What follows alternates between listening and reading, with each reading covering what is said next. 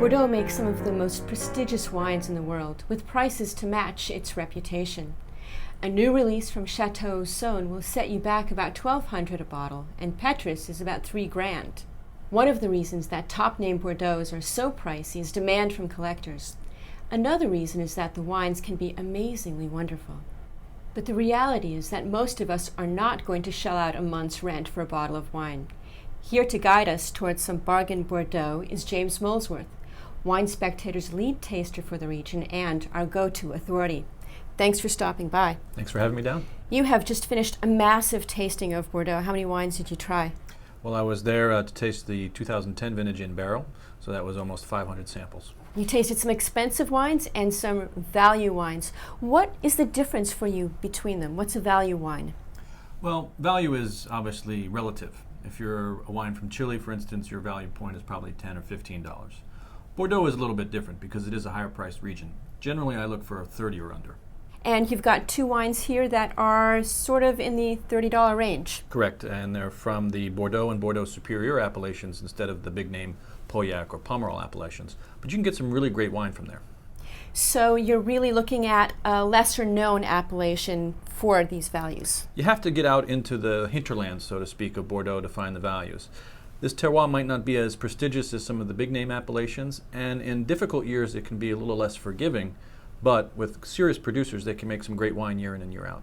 So who are these two producers? Well, the first producer we have is Chateau Jean-Faux, which is owned by a gentleman named Pascal Calotte. And then the second wine is called the Mauvais Garcon, or Bad Boy, which is owned by Jean-Luc of Chateau Valandreau fame.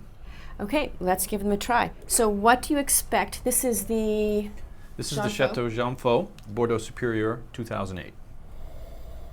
What are you looking for in this wine? Well, I'm looking for varietal characteristics. It's predominantly Merlot with about 20% Cabernet Franc. And so you should be getting a softer, more accessible texture.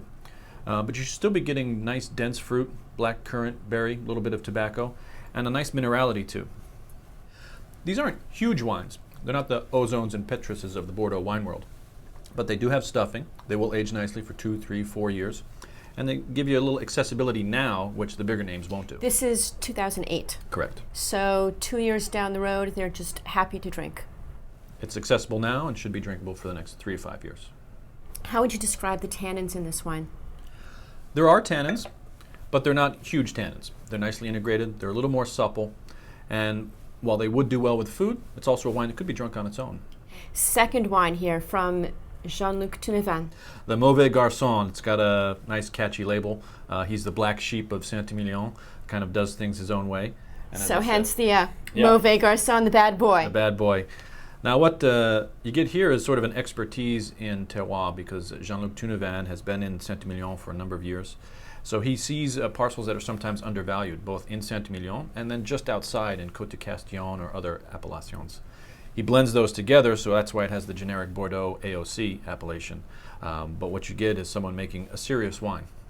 He also makes Chateau Valandreau, which costs about $230 a bottle. Yeah, in the 2008 vintage Valandreau, which is the original garage wine, is a 3-digit price tag wine. And here you have something that's around $30 because what you have is a higher production terroirs that are, again, outside of the Saint-Emilion, so they're classified generally lower in the classification system.